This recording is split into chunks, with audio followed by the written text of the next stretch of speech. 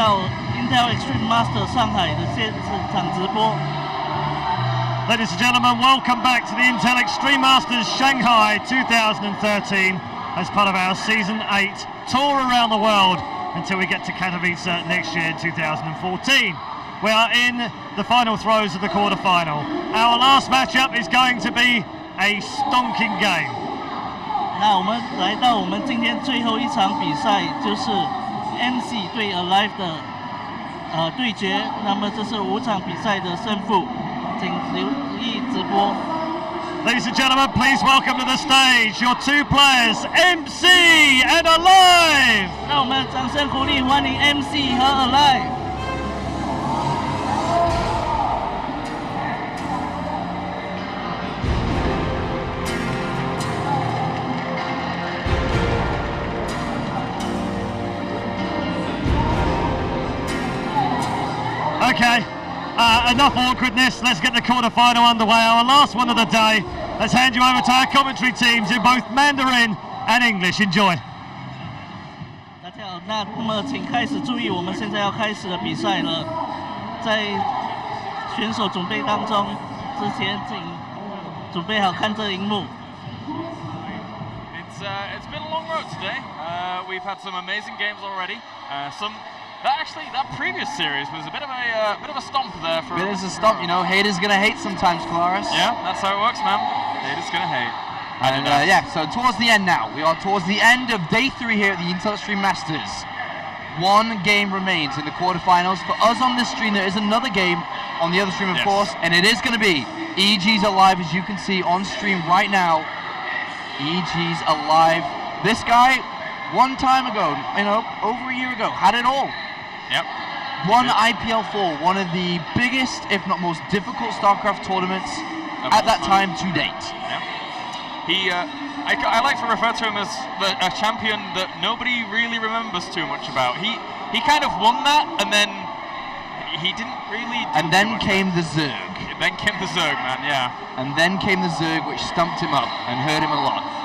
And of course, he will be going up against SK Gaming's MC, a 2-time GSL champion. Let me just go on. A Home Story Cup champion, a Intel Extreme Masters champion, a multiple semi-finalist and finalist. This guy also, a long time ago, had it all. Yeah, he did. But now he wants to rise back up to those heights. And I mean, this could be his opportunity to get a really, really high finish here, as he's not been doing too badly for himself.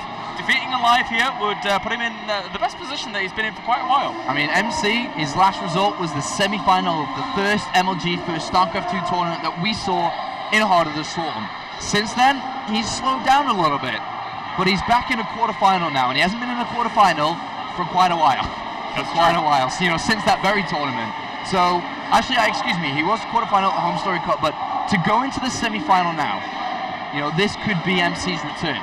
It could be. It certainly could be. And it's funny that you mentioned it was the Winter Championship that he was getting that semi-final at, because at MLGs in the past, during Heart of the Swarm, fully enough, the first ever broadcasted PVT that these two guys played was against one another, where MC was able to take the series 3-1.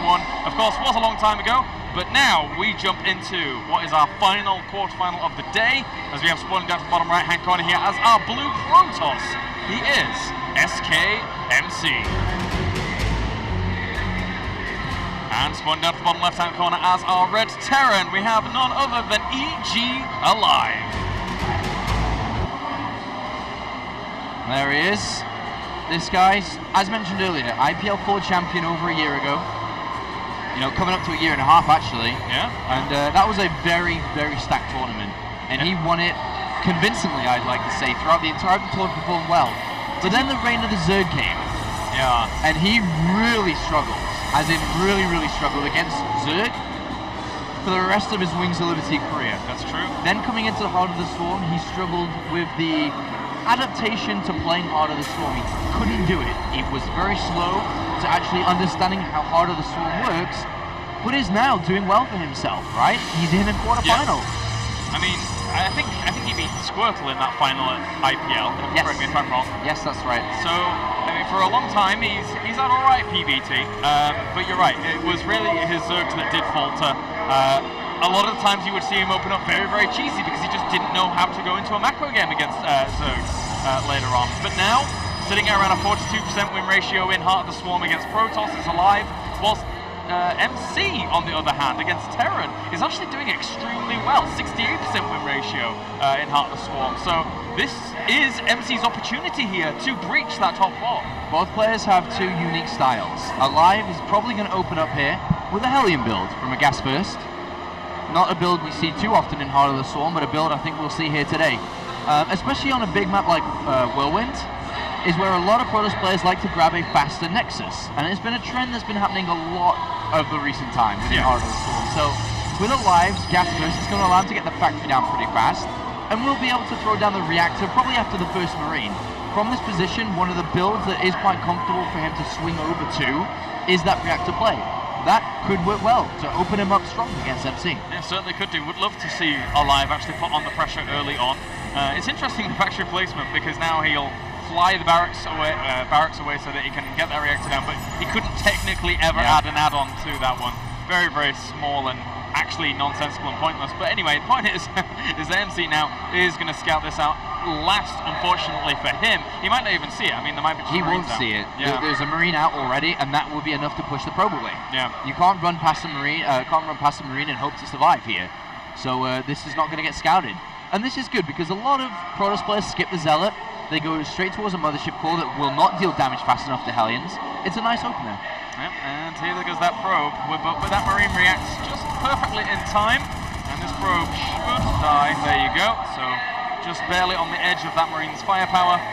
That does go away. Now those Hellions on the way. This is definitely a command center follow-up. Even I go to far to say, depending on how much damage he does, 3 command centers. Yeah. Yep, definitely. Definitely with the aggressive opener that Hellions provide. They are good aggressively and defensively against minimal amounts of units. I like this position for aLive. Let's see what damage he can do. Yeah, let's have a look-see as 2 more Hellions are going to follow this up with those ones already heading across the map. The Mothership Core as well as Stalker are in production, so there is the potential that he can shut this down with those mobile ranged units. So there is already that Stalker at the front as well. So aLive, he's just going to dart straight on past. No sentries for any force fields just yet. That Zealot, almost pinned that Hellion up against that wall. And they've already taken a lot of damage even before they've reached the mineral line here. Yeah, that Zealot was really usually meant to be out there. Remember, it wasn't a Nexus first or something. And so far hasn't really done that much damage. 3 probes is okay, including the probe scout. Yeah. But ideally you'd like a little bit more. Sometimes players like to wait to get 4 Hellions together, then rush in. But of course you run the risk depending on what your opponent's doing. So far I'd say that it hasn't really paid off, and this is definitely a situation where a 3 command center build makes sense. Widowmine comes down to help defend, and especially if he doesn't do that much damage, absolutely go for 3 command centers. Oh, and it's up here. Wow, aLive, ballsy move here. And that's going to go undetected for quite a while. I don't see any reason right now for MC, unless he's actively scouting for something like that, to send any units up there just yet. Yep, this is a nice opener here from aLive. And aLive is a player that throughout the entirety of this tournament has opened up with a build order advantage in the majority of games. What I think we'll see from him next is either command center first in the next game, because he's shown super aggression in game number 1. It puts your opponent on defensive posture going into the later stage of the series. So I think aLive's playing out best of 3s and best of 5s very well so far here. I would love to see that. And now just adding on that tech lab as well here, starting on those double barracks, so the bio standard will be coming out for aLive. Wouldn't have expected any different here from aLive, as well as cannons even being added onto the mineral line. So he knows that, I guess, you know, the factory's down, there could be a Banshee follow-up if for reason to have detection in mineral lines or something like that. I mean, could be Hellbats, you know, they're not dead and gone. And MC for the first time is now sending out a scout. He needs to figure out what's going on. Will he click that this is a 3rd command center? Will he start to be like, why are these barracks only just now being added on? So it's going to be a tough read here for MC, but we'll see if we can make it. He did see them for a brief moment. Yeah, I think that may be a little bit too difficult to read into. Yeah. If he read into it, the observer would look in the main base now, and he'd probably send out a probe or something around the rest of the map. Yeah. But I don't think he's read into this.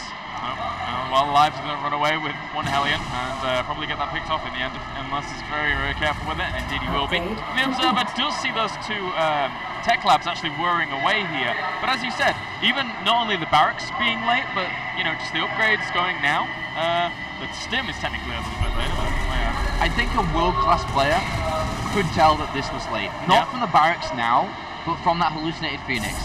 Because the barracks were late, but of course supply drops, supply caps could happen. Yes. Maybe aLive was floating money and was just slow. But at this level of play, I think a top Protoss player says, all right, you're not going to make those mistakes. Well, yeah, you're right. Well, look at this. I think he may have read into it. Ah, yeah. Look, he's got a unit on the left-hand side of this map. A Stalker checking up there, sending a probe to all these external bases. I think he may have read into this. I wonder if he goes to absolutely every single one. Where is he? Yeah, yes, he is. And that, like I just said, is a sign of a world-class player. MC, he knows what's up, man. He's the boss toss. And aLive, he's going to get red very soon, and that's going to be super vulnerable. That probe will see the base, run away, throw it down a pylon somewhere, warp in a few zealots maybe. That base is going to be shut down. Yep. And, you know, behind all of this, the stim, the comet shields, the +1 attack is a little bit slower than it would be usually. There's no pressure coming into MC, who is going over towards Blink and Colossus. He may even decide to go for a 2-base all-in against this. We'll see. I mean, that's a little bit crazy considering that I don't think that MC's that wild of an individual. But he will spot this command center out there, which is pretty cool. Yeah, just getting that +1 as well as that Blink play as well here. The standards that MC would go to, that Blink, he loves it. And now just cranking out those Colossi as well. But aLive behind this, adding on barracks. And the base has indeed been scouted. Very, very good here. Throws down the pylon right next to it all. Wow. Yeah, he says you're actually going to have to evacuate that when that pylon finishes. Yeah. And unfortunately for aLive, yes, it's given him a bit of benefit at this point, but as soon as it lifts up, his income will drop. He won't have the same amount of money to be able to sustain the amount of barracks we just pointed out that he'd added on. He doesn't have the money. Quite considerable position to lose after that. I mean, he could lose a lot of SCVs. There are units being rallied up to this position, so he should be able to save this from the majority of these Stalkers, as well as even kill off the pylon. But he's going to have to mine somewhere else. I think that's probably a mistake, just to walk in those 3 Stalkers. I would have liked just a single Zealot. Cheap, no gas, gonna, you know, get the same reaction here from aLive. Maybe a bit of a waste. Oh well. Well, he's certainly adding on a lot of production behind this, and that's the benefit that aLive has gained himself in terms of, you know, that macro. But wow, that's a lot of gateways, Sean. Yeah, I mean, his gateway count currently sits in at 3, and he's adding on 4 more. 7 gateways is okay. I don't think he's going to attack with this, otherwise he'd be walking in a lot more Stalkers. But I think that he's just going to, you know, take a 3rd base very shortly once Blink finishes up. Blink will give him the mobility to defend against shots, and hopefully be able to take a 3rd too. Well, aLive looking to move into a bit more of an aggressive stance here, as MC does end up seeing 1 Marine as well as the rest of it moving on forwards. That's quite a few medevacs, and thanks to the fact that he did get that Blink, it's going to keep him a little bit more protected than he normally would have been. But for now, we'll push this back. Whoop, one Stalker goes down. aLive doesn't want to overextend. Very, very smart here by aLive right now. Well, MC has got pylons on the left-hand side of this map. 4 Stalkers just got walked in, which is kind of bad considering the units just went and walked up that hill. Yeah, ooh, they're going to get caught really easily. Nice. Nice Blink out there, though, by MC, retaining those units, but he's going to lose those pylons. And his entire army's going to have to evacuate out there with the medevacs. And does in the end. And MC's going to try and attack here. I don't think this is the best decision. I'm not sure he can break this. Yeah, it's a lot of defense that we have in place here. The SCVs get pulled off the line as well. He takes down one of the bunkers that was fully finished, but 2 more are going to finish exactly right as he goes for this. I mean, MC's at 56 probes. He's got way too many probes for 2 bases here. And he has decided with these 7 gateways to continue to build units. But this, I don't think, like I said, isn't breakable. There's double starports down. There's 4 Vikings coming out. Yeah, I think MC may be a bit lost here. A lot of production here for aLive. A lot of defense once again. Hard to break. I think he started pro production again, so he has to go back and claim a 3rd base. Yeah. He did have quite a bit of minerals banked up here, so that's going to allow him to. But at the same time, aLive, once he gets out of the supply block, it's going to allow him to get that macro going again. On the 3rd base of MC, there was a Widow Mine that actually killed the probe from trying to build a Nexus. So there was an attempt. There definitely was an attempt now, and MC will back off. But the big problem is, when you dedicate to an attack like MC just did, that's a lot of units and resources spent on his army, right? Yeah. Like, he just built a bunch of Stalkers. He's now getting Zealot Charge and +2 armor. Where's the Templar Archives? And what happens when there's up to 10 Vikings? Yeah, it's going to be difficult for him to properly transition out of that and not actually die in the process. Well, and MC does clean up that 3rd location. and will eventually claim it, but this now triggers aLive to say, well, it's time for me to go and land my third command center again. Very important to keep up in that economy. And I definitely feel now this is the perfect time as aLive scans the main base. He sees the lack of Templar archives, or just now being added on, should I say. Yeah. Perfect opportunity to say, all right, you aren't going to have Storm for the next minute and a half, 2 minutes. I've got now that time to come and attack you with a very high Viking count, and MC is going to be very, very hard pressed to hold this. If he's able to hold this, Kolaris, I'll eat a hat. Yeah? Oh dear me. Are we back to that again? Well, back to that stage of our casting career. Well, we'll see what happens. But you're right. I mean, aLive's army is extremely, extremely strong here. 2-1 upgrades on it so far. Not exactly where it could be flying in terms of what could happen here, but still very, very strong against only 1-1 with 2-1, I guess. Going to be finishing up for MC in a second. Right, you can see aLive. Look, he's staring down into that screen. He's ready to attack, ready to go. MC. And he's quite relaxed. He's got one of the best postures in esports, actually, when it comes to StarCraft 2 players. He does. But let's see if aLive can do this. His time is running out. Storm is on the way. He needs to get going over there. He knows his time's running out. He knows it was a minute and a half. He has to go. Yeah, trying to blink forward there to catch Viking, but not allowed just yet. MC's macro has caught up a little bit here. His army is scaling up quite nicely, and that Storm almost finished. So there's 3 High Templars out here as well. Oh, come on, man. He has to hit before Storm is ready. He knows his timing, but MC, 3 force fields. He's going to buy the time to Storm. Oh, wow. And, it doesn't count. I don't have to get a hat because the attack didn't happen. But MC prolongs until Storm is ready. Yeah, this is fantastic play. This is great. This is fantastic position for MC to be in. aLive missed his chance to win this game straight out. And now he's going to have to fall back and get his Ghost Academy up and running fully here with that Mobius reactor. And yeah, you're right. That could have done so much damage. He's just going to go for it anyway here. Kills off one of those Colossi very, very quickly. Storms go down to half of those Vikings, but don't really do too much. As well as that bio, he kills off all the Colossi so fast. And now all it's up to is for this bio to sort of step back here. But those Zealots do have very, very good armor upgrades in terms of that +2. Yeah, this Protoss army is strong, man. With Zealot charge and more Archons and Templar coming, this could turn around quite fast in favor of MC. It certainly could. Zealot's not going to give up on this relentless aggression that they're putting on, whilst that bio has to constantly stim, and only 2 medevacs here to support.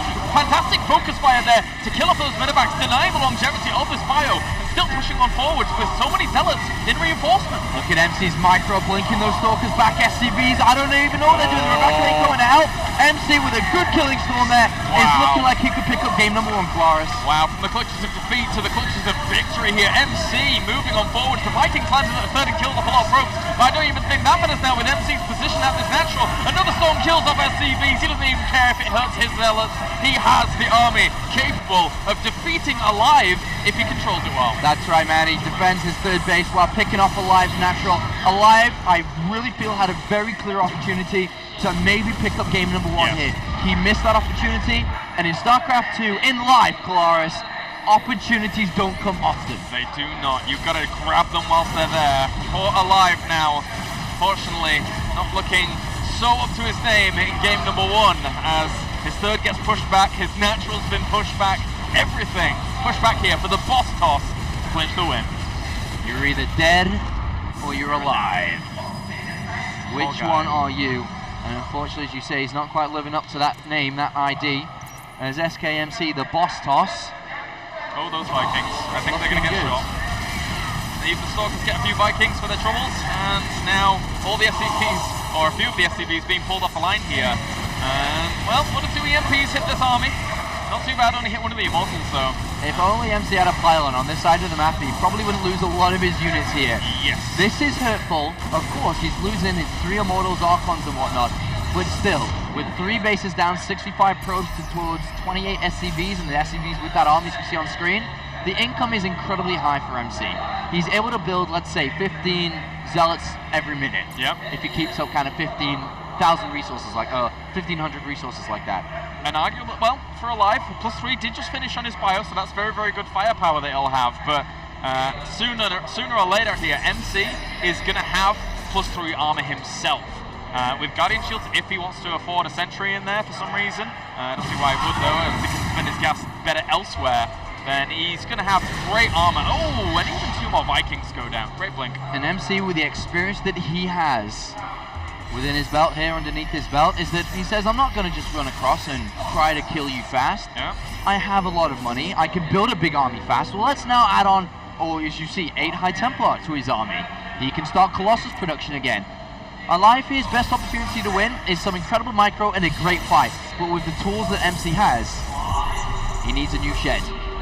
Not going to drop the ball. He's going to put all those balls in that shed, and he's going to be quite content. Well, ooh, and Storm goes down as well as a good feedback. But now one of those EMPs did hit those High Templars. But he can still push this back, I think. He has a lot of firepower in that Colossus at least, never mind anything else. Even allowing those Zealots to get forwards with the Blink Micro. And that is going to mean the end of aLive in game number 1. GG, MC takes most games. Boss Toss jumps straight towards his water. Freaking Boss Toss, man. He does what he wants, man. Freaking Boss Toss. Should be a president. Yeah. He's also nicknamed President Toss. Yeah. President Protoss, as he does pick up game number 1 of this best of 5 in the last quarterfinal of the day. 2 players on screen now. Neither of them deciding to call in any help with their headsets. Seemingly not. Maybe aLive needs to put that microphone down and call for backup. Back up, back up. As he goes into this next map, trailing 0-1. Yeah, it's going to be tough for him if things go similar to last game. And you had a fantastic read in the form of the command center being spotted. Boss Toss reading that very, very nicely. World-class play here at the Intel Extreme Masters. That was the start of world-class play, but was his decision to go for a 2-base all-in the best one? That's something that could have cost him, you know. aLive had an opportunity because of that decision. So, you know, we do see glimmers of that former 2-time GSL champion in MC, but he's going to have to stick to his guns, to what he knows best if he wants to close out aLive, who, for a long time, when he won that IPL 4 tournament, was regarded as the best Terran versus Protoss player in StarCraft 2 for sure. Yep. It was scary. Yeah, man, he was the first player to actually go 5 barracks before 3rd command center. Nothing but rallying units over there, dropping your main, attacking your natural, attacking your 3rd. Because at that point, Protoss players kept on taking fast 3rd bases. aLive was the innovator, I'd like to say. I really believe that aLive was that guy that pushed Protoss players to defensive 2-base turtle play. He was super aggressive. He had highly aggressive. He had that parade style that has now become almost the norm in a lot of matchups. That aLive was there with that when that was birthed. It was because of him, man. I really believe aLive was one of the first players back in his day, back when he was able to win that tournament around that period of his career. He was having up to 80%, if not higher, win rate against Protoss. And as you said earlier, unfortunately for him in Heart of the Storm, it has dropped down to 42. A major, major difference from his glory days to where he is now. Maybe, as we said to MC, that he can channel how he used to play and how he used to be. Likewise, kind of aLive. He was a former champion. A year and a bit later, not so much, but we'll see. I never thought I would ever see someone complain of it being too cold here in Shanghai, but apparently that's what's occurred. But there is air conditioning in the booths, so... MC has asked for the aircon turned off within his booth, and aLive is just staring down that screen, ready to go into this next map, and we are loading in, so we will be beginning in a couple of seconds' time, and we're about to find out if Evil Geniuses aLive can make a comeback against SK Gaming's MC. Do you think it's possible here, Colaris? I don't know, man. If MC can hold on that well against great timing that aLive had, then anything is possible here for the Boss Toss. But down to the bottom right-hand corner here as our Red Terran representing Evil Geniuses and Korea, he is aLive. Or is he? Or is he? Nah. And spawning up to the top left-hand corner, we have the Boss Toss himself representing SK and Korea. He is MC. He almost goes into a trance. Look at him. It's kind of... You don't see his eyes that focused normally. He's very determined to do well here. He hasn't done well in a long time. It's about time that MC got a big finish. Yep. And moving on to the round of 4, the semi-finals would be a great start. It certainly would be. And they'll share Vestige. Not too bad a map for MC to keep going with that, to be honest with you. He's going to be able to protect himself across 3 bases quite nicely. And then aLive, if he wants to go for a 3rd base, if he takes it aggressively up to that top right, just above his main, that could be quite cool, but I don't think we'll see that. I think we'll probably just see him place it down to the bottom left again, if he wants to go for it. Funny enough, actually, just a fun fact for all of you guys at home. In the round of 8, which we're currently in, there was... let's just rewind a little bit. In the Intel Extreme Masters Shanghai, there was teams representing everywhere. Kesper, ESF, Uh-huh. European, and American. Yeah. Coming into the round of 8, there was only one actual Korean team, an ESF team, represented in the likes of Dong Regu. Every other player was either American or the single player, Oz, from Fnatic, from EG, sorry, all American, formerly from Fnatic, sorry, all American, apart from just one player, DRG, and now it's fully American. It depends on if you call Team Liquid American or I would go with Europe. that. I guess you know that is it American? The headquarters is in international. America, but Nazgul's the owner, who's Dutch. Fully international, we'll go Fully with. international, non-Korean. Yeah. And now moving on to the semi-finals with, with Dong Regu out versus Oz, it is fully international and top 4 teams. Yeah. So us foreigners can take some solace in something at least. Exactly. But you're right. And these Koreans, that's all we can hope. they know where to go, man, for this. Well, we'll see now. aLive, he might even go for an engineering bay. Because the Zealot was skipped, but doesn't look like he's going to in the end. So. Yeah, Chronobush that Stalker. If he tried to do it, it would only slow down his command center, which he's trying to opt for quite fast in this game. Ooh, hello. MC with a pylon placed down. And he's currently sitting on double gas, and we very well may see a Stargate throwdown. Yeah. Well, and MC's no stranger to this. Not only does he like his proxy Stargates, he also likes to go for the harassment and then follow it up with some big aggression at the front with some gateways. MC is one of the most aggressive Protoss players. Yes. You can tell by his personality, man. I've met the guy for many years now, many a tournament, and he simply doesn't care. As you can see, there he is. As we just said, doesn't care, doesn't give a damn about who you are, what you are, but aLive scouts the proxy Stargate, and that gives him some major intel. I fear for him though, as I think that an engineering bay would be a smart thing at this point. It really would. That's going to be very, very smart indeed. The Reaper does come along here, will kill that probe and then try and work on the pylon, one would think. But that Stalker is on the way to try and deny as well. Mothership core poked in, got a little bit of intel, I think, but probably not much, as aLive had his Marines well positioned to deal with that. Interestingly, he's not adding on an engineering bay. He's confident in his reactor on his barracks. But with a Mothership core, additional ground units backing up the Oracles. A Widowmine, alright. That will help. It's a scary prospect to go up against something like this, though, to be honest. It's very, very hard to hold. You need to make sure you retain so many of your Marines as much as possible. If your opponent turns around and says it's time to kill Marines instead of SCVs, then that's annoying. But I think he has enough Marines right now in one clump to actually shut down. Oh, he's supply blocked. aLive on the other side with the Reaper killed a probe coming out. There is no closer pylon. It's the only one by the Stargate that he can't warp in close. He's building a Void Ray behind this. The Reaper's picking off another probe. MC can't reinforce. The Stalker's having to come out. Of course, this Reaper can disappear, do the same again, get into the mineral line. aLive is buying himself time to potentially draw this series up. That whole Reaper is doing it for him. aLive knows what he's doing. He knows how to try and shut this down as best as possible. 3 kills on that Reaper whilst the Stalker tries to hunt it down. But he sees it at the watchtowers, so he should be able to retreat out. The Marines even come out here to break free. The Stalker can get one. aLive is playing well. And, you know, MC's thrown down additional gateways to this. It is 3 gateways. He needs to go for an attack. The Void Ray already getting damage been dealt onto it. MC is going to poke in for a bit of damage onto the Marines now with the Stalker. Good control there from MC. Oh, time warp as well. Time warp, not too bad there, but that bunker will provide the defenses required. And the second bunker's going down as well. So it's going to be all on the Void Rays with that charge to try and break that down. But he has to be so careful about that Widowmine at the front as well. You know, aLive's going for a move that I like to call the get ducked move. The get ducked? The get ducked. Oh, move. ducked? Yeah, get ducked move. Okay, it's louder. Yeah. Because I like to call it this, is as that Widowmine enters the mineral line, as a Terran player, you say get ducked. Get ducked? Yeah.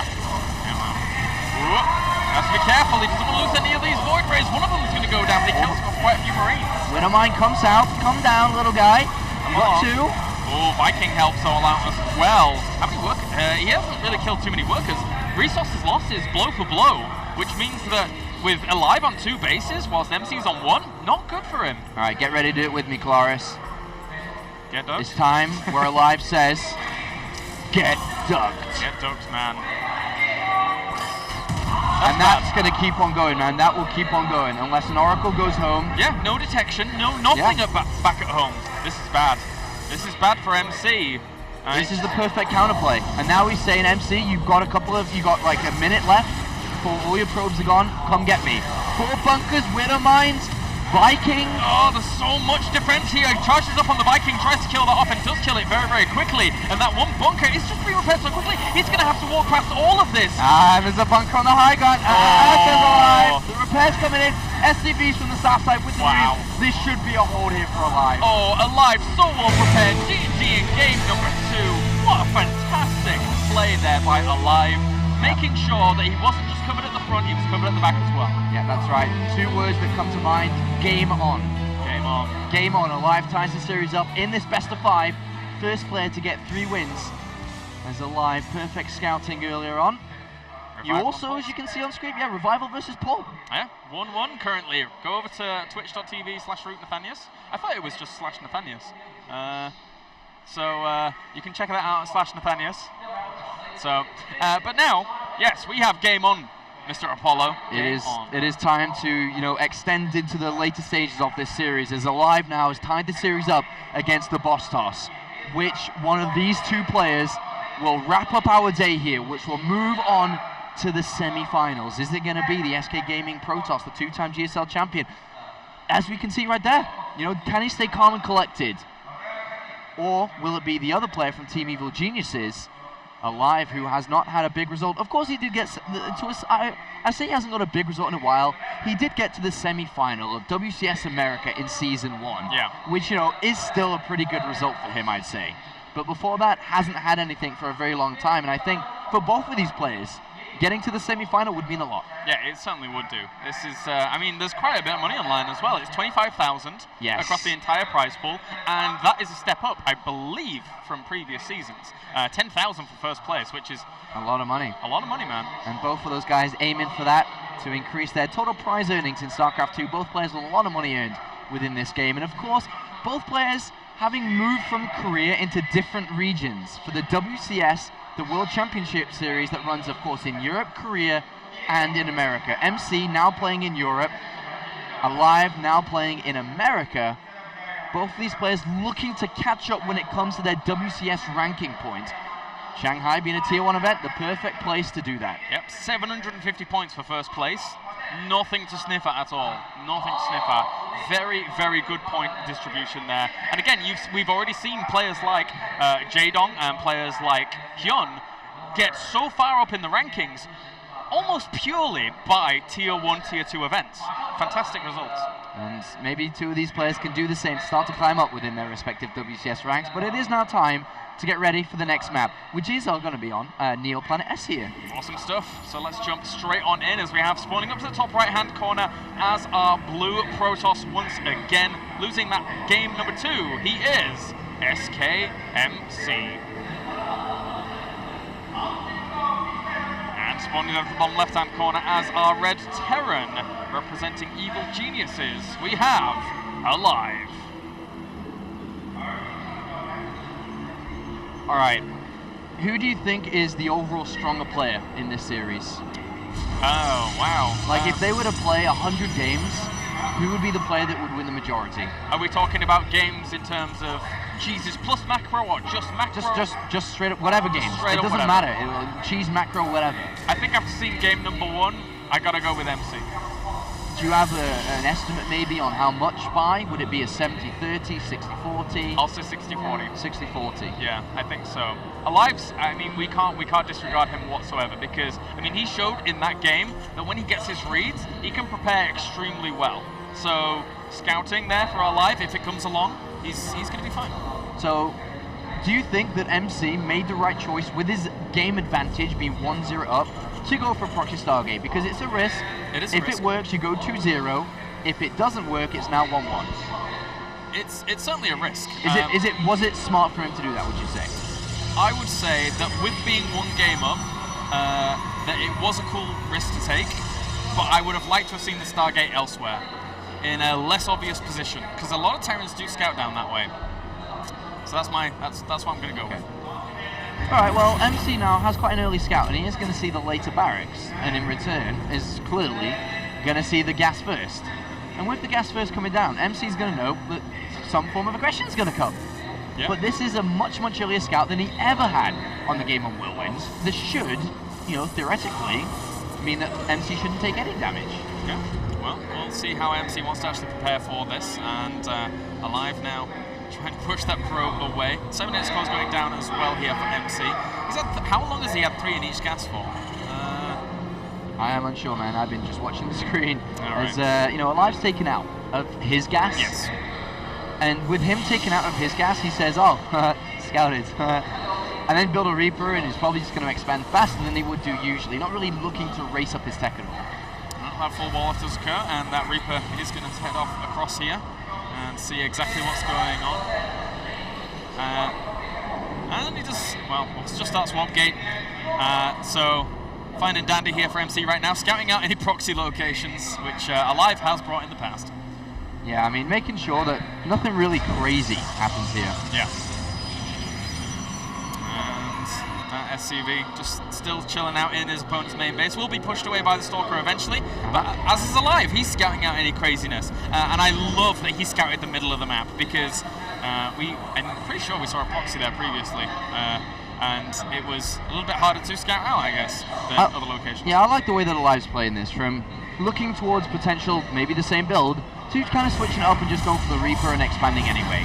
He could have gone for 12-12 and got the same results, but because of it being scouted, he had to change up a little bit. And he has scouted absolutely everywhere, really, of all potential locations for MC to do something. Between them, they've scouted almost the entire map already at the 5-minute mark. Well, MC also saw a gas first, and was like, well, where's your factory then? Exactly.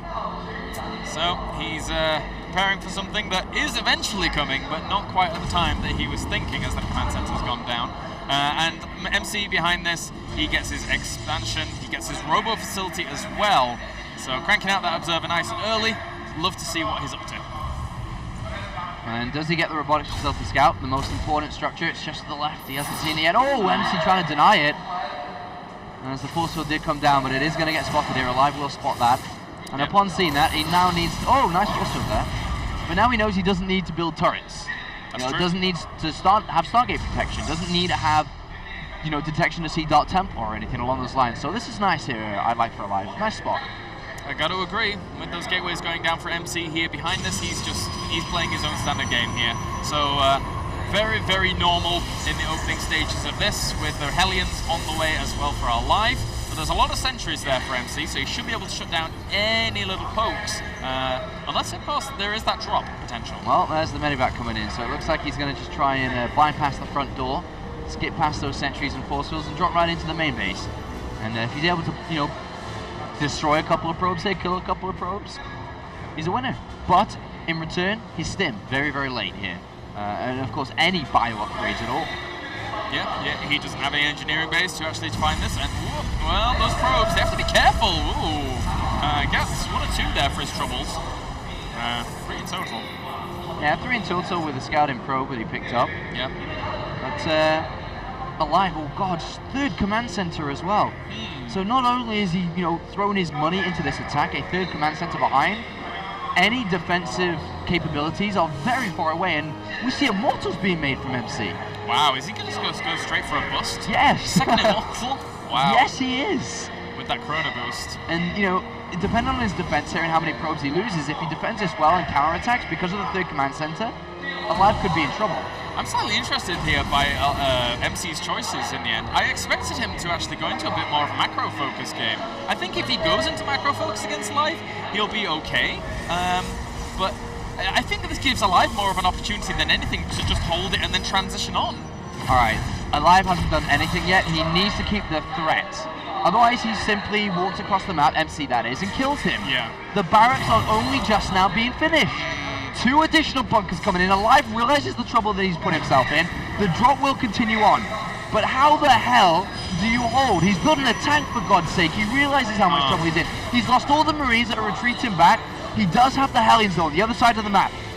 But his defense, it's not even there. Yeah, there's nothing there. He's going to try and just trade blow for blow here with these Hellions. Warping of Stalkers does occur, but at the same time, those two Immortals moving on forwards here, positioning his SCVs wisely at the front here to try and deny this aggression. Oh, but good force fields actually split all of that off, and he's going to lose a lot of them in the process. He's going to have to abandon this natural completely. He may have to abandon this game, Cloris. The 4 Hellions are coming back, and MC, once these force fields are down, with double Immortals and the Guardian Shield, will absolutely go up the ramp here. A tank is in good position. Okay, I forgot about that. I forgot about that tank. But now MC can contain his opponent, harass his opponent, and probe behind it. MC loves probes. He does like probes. He likes them a lot. And, well, MC containing his opponent outside of this, and even going for the Robo Bay at this point, if he is able to get 1 or 2 Colossus out before his opponent escapes this little hold, then he's going to be in a good spot. But aLive has killed 17 workers, so he kind of evened things up in terms of the worker count very, very nicely, despite being held in the natural, and he does have 3 command centers. Yeah, I still much prefer MC's position, despite 3 command centers, because it's going to be hard to edge down to take this base. Force fields can happen on the ramp. MC has already got his Colossus on the way. Stim only just now starting. Depending on how, I know what I'd love to see from MC is to have all his units behind the mineral line, and with a mothership core though, to be able to recall out if things got too hairy. Yeah. Because, I mean, without that, he can't commit his units behind the mineral line because clearly his opponent could just come down and kill him. Well, that's Thermal Lance. Oh, good scan, spots everything. So that's going to allow him to know that he needs to prepare for the eventual Colossus transition that's going to come along. And he's even trying to save this pylon. Oh, and he's going to actually get that Banshee. Good pickup there from MC. Yeah, every little unit matters. As MC still hovering around this natural. Can't really do too much because there are tanks on the high ground. It's a little bit difficult to break that, though, if the tanks go to the edge and MC catches them out of position here. He's pinning some of those Marines up against the high ground, so will kill off a few, but he's going to be at the expense of quite a lot of his army. Oh, even catches some of the siege tanks as well. The siege tanks are actually focus firing some of those Immortals in the end, just shooting at them in general. So now MC doing a lot of damage and taking away a lot of the defensive capabilities. Oh, that Immortal is the only key to picking off that tank. And that tank now is going to survive, so aLive will mine from that, but he did lose a lot. Compared to MC, who has quite a lot coming, with Colossus now on the way, and a decent probe count, has caught up quite considerably, sitting at 44 now to 38. Yes, there are mules, and they will be kind of equal in economy, but MC, throwing down 4 additional gateways, this makes much clearer sense. Yeah. He will go for a 2-base attack from this point. Oh, yeah. With only 46 probes, as just mentioned, or 44, focusing very heavily on Stalkers, already at 10, and now Colossus on the way. He's looking to pick up this game rather fast within the next couple of minutes. Yeah, the 2 Colossus here are just going to go completely uncontested, since there's not no really Vikings, too much. There's no room for him to make Vikings either, really, with the defenses that he's having to do. Admittedly, because he got a load of siege tanks, it's a bit of a side effect, but that gas invested into those isn't there for the Vikings. Yeah, and there's no reactor on the starport, and a medevac's being made. So he's not even getting ready to deal with Colossus. Yeah. Even though he dropped the scan and knew it was coming, he's in a bit of a pickle here, and it looks like he's just going to march on forwards without even the second Colossus here just yet, and do so much damage in the process. Those Zealots tanking a lot from those SCVs. Oh, the Marines trying to come in from the back to snipe out the Colossus, but they don't get it. The Marauders might on the high ground, no. Still, MC controlling very well. SKMC looking to pick up game number 3 here in a 1-1 series. MC with a great setup in this game. Defended well against the aggression. aLive was way too greedy, and already MC had plans to be aggressive himself. Didn't finish him with the first attack, contained him, and looked to finish him off with the final killing strike. GG, sir. Not go for 3 command centers as SKMC moves forwards into this series 2-1. Only needs 1 more victory to advance onto the round of 4. A nice game there from MC. Maybe potentially too greedy of a game there from aLive. You know, throwing down his barracks after aggression, after a 3rd command center, far too greedy, far too greedy. Expecting MC to either lose too many probes and sit back defending, maybe expecting MC to play a normal game, but without any reads on making the decision to call down that 3rd command center to add on production so late, it's his own fault, man. You can't blindly do that against a dangerous player that is just like MC. Yeah, well, MC now, again, 2-1 up here. aLive has to bring it back somehow. Somehow, some way. But it's going to be tough. he has to play. I feel that he has to play his old kind of aggressive style.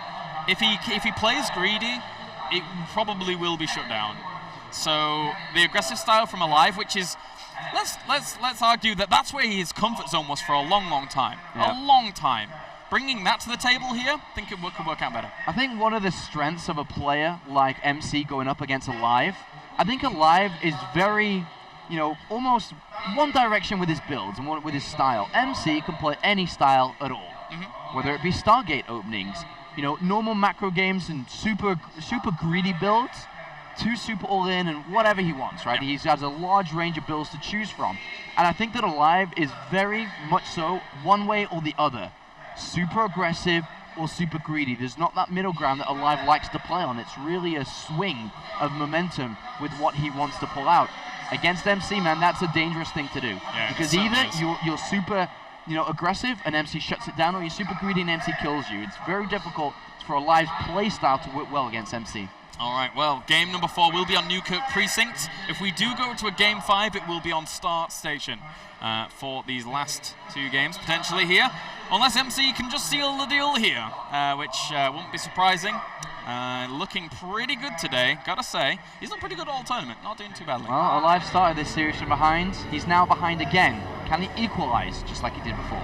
We'll see, as we have spawned down to the bottom left-hand corner. Currently 2 games up. Needs 1 more to advance onto the round of 4. He is SKMC. Giving us a yawn.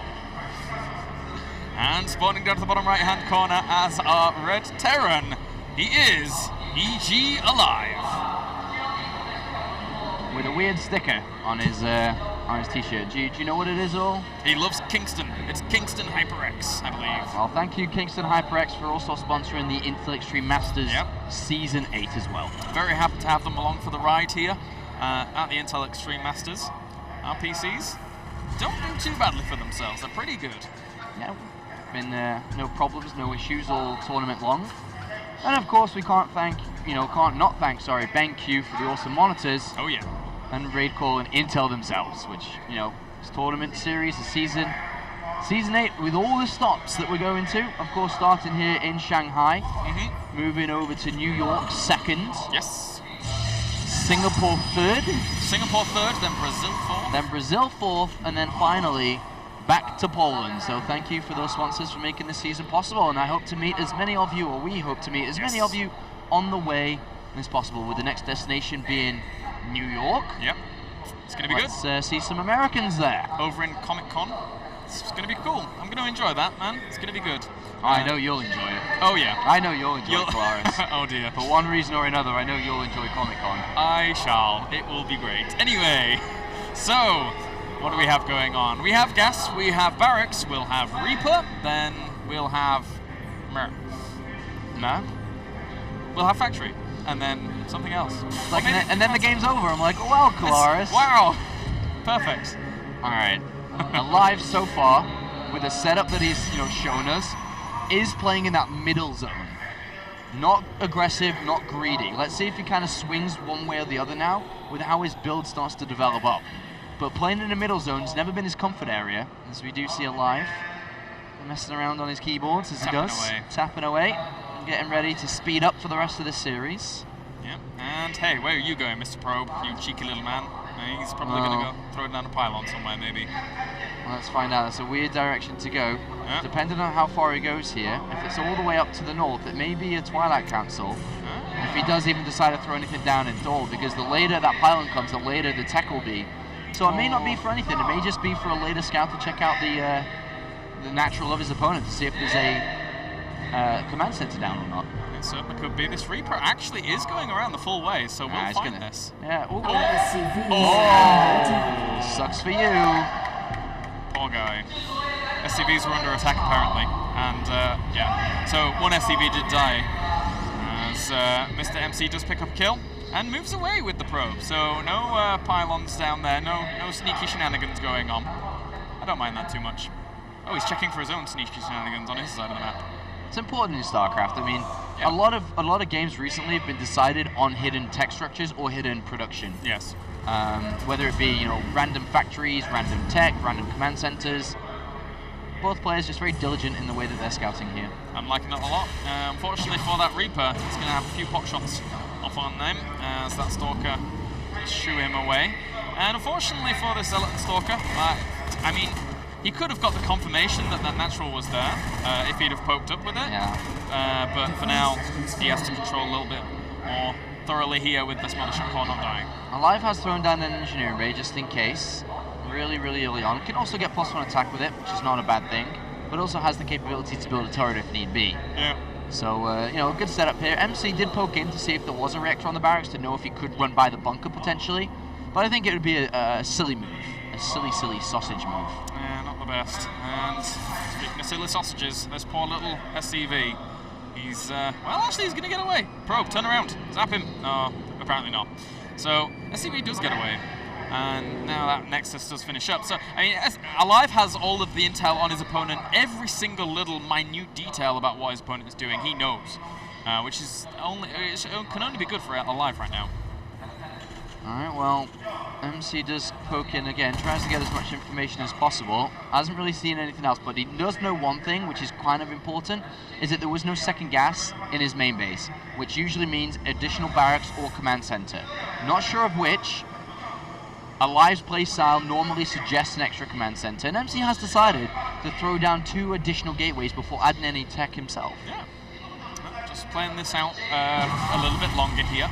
Kills off the SCV, and can even make more decisions from there. Tries to, hey, he sees the gateways. Nice scout here by aLive. And he's looking around for the tech, he's like, hold on a minute. There's nothing. There's nothing, and the second bunker begins. Smart play from aLive, just kind of reading his opponent well, and fortunately for MC, he's not going to be able to do anything. Additional bunkers been added on there, 2 in total, and MC's adding on more gateways. Even though this has been scouted. I'm very surprised. I am very surprised myself as well. +1 attack is down on 3 bunkers. aLive didn't know if there was additional gateways on the natural or not, so he's like, alright, I'll be safe, I'll get 3 bunkers, 4 bunkers. And now he's going to move down and see units, and if he sees a pylon, I cannot see MC. Alright, I don't want to say that, but it will be difficult for MC to break through. Yes. +1 is done. Granted, Stim, yeah, that's not ready, but with all these bunkers... It's so much defense. And he'll probably even start, I mean, he could even start a bunker on the high ground as well, just in case there was that potential for a run-by, but on this map it's going to be a hell of a lot harder. So, this Marine, he does spot another pylon. He knows there's multiple fortification paths here for MC to go for. Pokes up, sees 4 bunkers fully loaded, and there's no way. And here comes the good old, oh darn it, let's add on 2 additional gases and try to tech up. Oh, bomb. Yes, and MC knows that that is not going to be broken. The Twilight Council comes down, and aLive finds himself in a decent spot as he adds on his factory looking to get towards adding on his medivacs, as MC does poke in to find that information out. Yeah, very, very important here. Sees everything that he needs to. Sees the upgrades still going. So, despite that fortification at the front for aLive being very, very strong, he knows that the upgrades weren't there just yet in the form of Stim and those shields. MC's still warping in quite a few units, though, isn't he? If these bunkers do get salvaged, I'd scream. He's adding 2 more on, though. Yeah, he knows what he's up to. He knows, MC. You know, why would you not add on additional bunkers until your medivacs are ready? Because that's when you're going to be really safe. What are we going to see off the back of this Twilight Council? 3 more bunkers, wow. I mean, MC's just going to keep on adding units, man. He's got more pylons, blink, increasing his efficiency from his units, but with all those bunkers, there's no way he can keep on going in. MC's like, alright, is he really just going to sit on 2 bases for the rest of the game? There has to be a hidden command center, surely. Exactly. Surely. He's playing way, way too defensive. Clearly wants to go take an expansion of his own soon, and MC's scouting everywhere, and he won't see anything. I mean, why not? You gotta take precautions here, and that's 2 forges behind this for MC looking to transition on. Very, very important.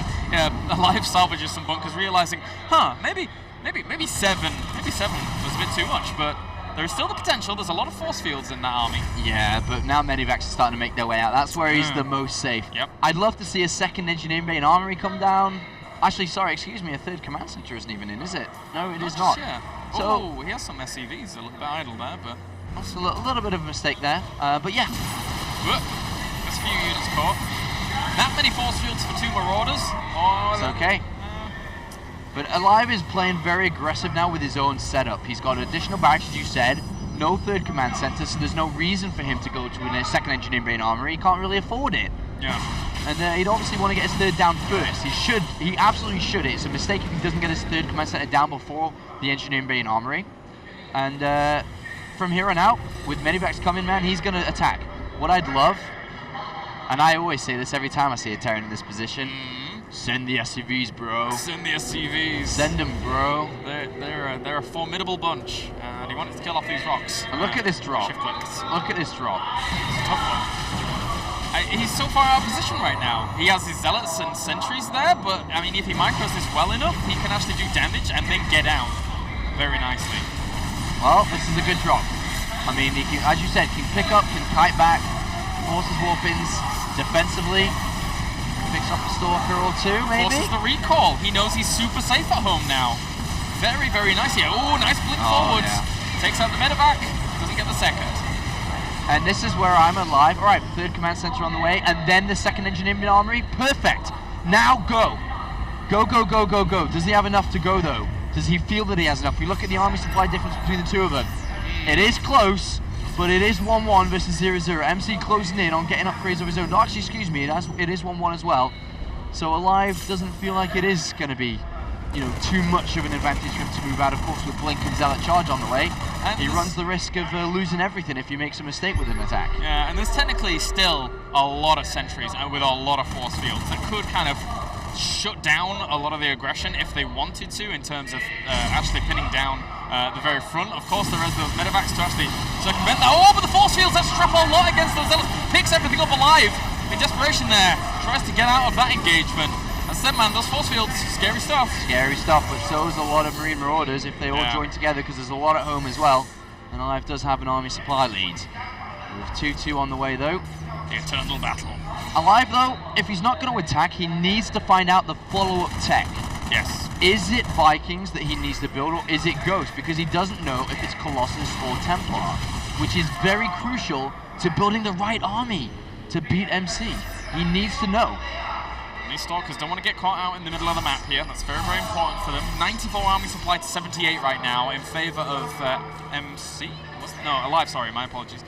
So he certainly has an extremely strong bio army, and if he hit for some reason before these Colossus came out, scary stuff. He's building Vikings. He's guessing to build Vikings, and he's guessing right. A scan goes down on the third, misses, unfortunately. And there you go, misses. Would have thought the Nexus was there. Another one on the natural. Sees the robotics facility chrono boosted. Yeah, go on then, Colossus it is. I would like to say that is Colossus. Is he really chrono boosting out anything like an observer at this point of the game? No. He builds Vikings. It does add on the Ghost Academy anyway, but aLive has the intel now, I'd say. Yeah, definitely. Stims up a small chunk of his army to catch a Stalker. Nicely done there by aLive. Keeping MC on his toes here as he has to blink out once again. And MC, I mean, he knows the movement of this army when it moves from his opponent's bases to the field, as this observer giving him good intel. How many observers does he have? He has 2. So they're just chilling out in the middle of the map, and they're going to give him quite a bit of information. All right, you know the opportunity that we spoke about? It presents itself again. Yeah, it does. The 4 High Templar are ready, as the Templar Archives only just this second being thrown down. But he even has ghosts on the way as well. He does. So you know, even if the Templar are out, he doesn't need to hit that. He doesn't need to absolutely hit that timing to win the game. He can still win the game with that timing, but it doesn't hurt him if he doesn't hit it, like previous, where the High Templar ruined the game for him. aLive has a chance. Can he tie the series up, or does MC just close it up and move on to the semi-finals?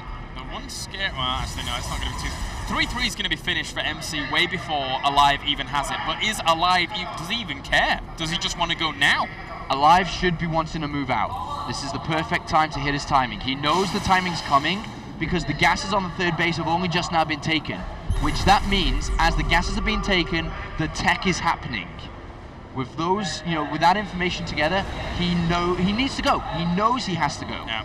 And it looks like he is going to. How many ghosts does he have in this army? He has 3 in total. So those should be able to land some nice EMPs if they're careful about everything. 50 seconds left. He doesn't want to overextend with the Vikings, though. If 50 seconds until Storm is ready. It's being chrono boosted out. That could bring it down to 40 seconds. He knows he needs it. Starts 3-3 behind this, so he has a contingency plan, but still, 193 to 192. The ticking bomb is ticking, Kalaris. It's only got 30 seconds, 20 seconds. If he wants to get in before Storm, he needs to go. Oh, aLive. Well spread here, units by MC. Good time walk to slow it down, and he's buying the time MC's gonna get Storm. He's gonna get Storm. He misses his timing, but he still has EMP, still has snipes. Those High Templars coming in from the north here. He's just going to go straight for the engagement. Oh, the Storms do hit a little bit of that bio in the back. Hit a little bit of that bio in the back. All these High Templars doing a lot of damage there, but he lost a lot of his army at the front. Good gosh, that was good and bad from MC. He was sitting on the ramp, he got EMP'd to death, but the High Templar coming from the north was brilliant. It was the good and bad and ugly of the StarCraft 2 Terran vs. Protoss fight. Certainly was. Blinks forwards here, trying to kill the Viking, but he doesn't get it. Keeping that number down would be quite nice for him, but at the same time, well, he's getting those Colossus as well, so keeping that number for aLive is absolutely crucial. Alright, counter-attack coming in here from MC. No pylon close. 3-3's finished here. The Zealot's soaking up a lot of damage against that bio, but even still not able to tank that much fully.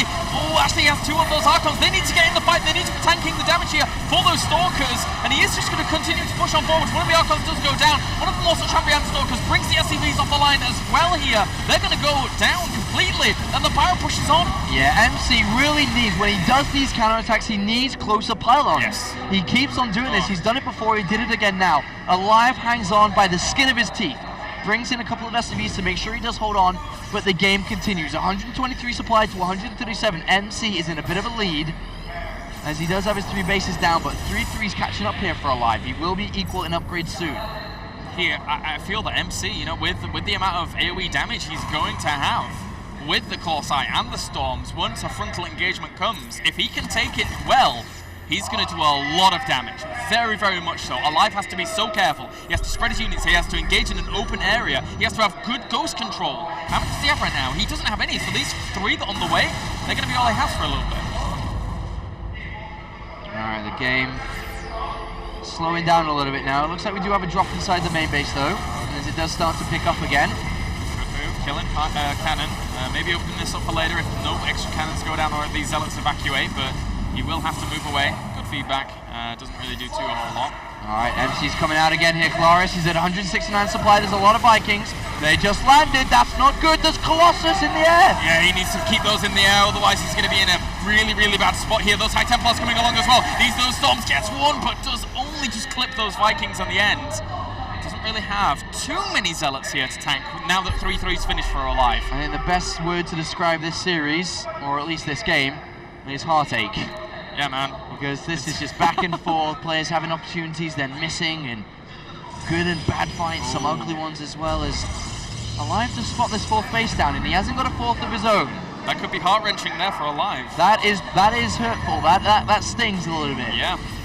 That's like a blister on your ankle when you're trying to run on the treadmill. Trust me, I know what that feels like. It's true. That is true. Need those bandages, man. And with that now, the Zealots going to kill off a pylon. No, the Marines kill off a pylon, but the Zealots try and push it back. Another feedback. All right. It's better back up. Don't too much. I would like to say this is all or nothing for aLive.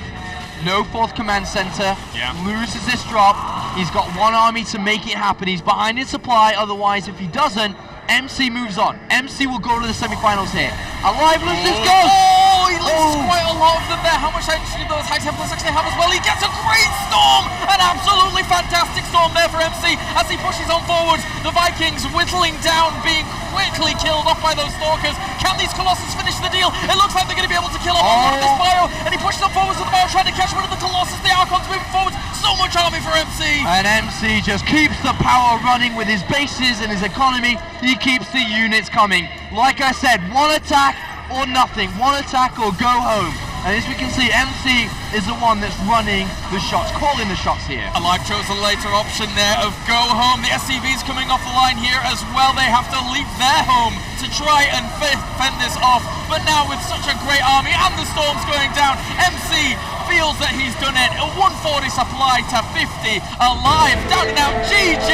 And MC will advance on to the round of 4. MC makes another semi-final, his 2nd semi-final in Heart of the Swarm. Of course, the first StarCraft 2 Heart of the Swarm tournament, he went to the semis. Unfortunately for aLive, falls short again. Got semi-final in WCS America, but finishes the Intel Extreme Masters Shanghai in the round of 8 quarterfinals.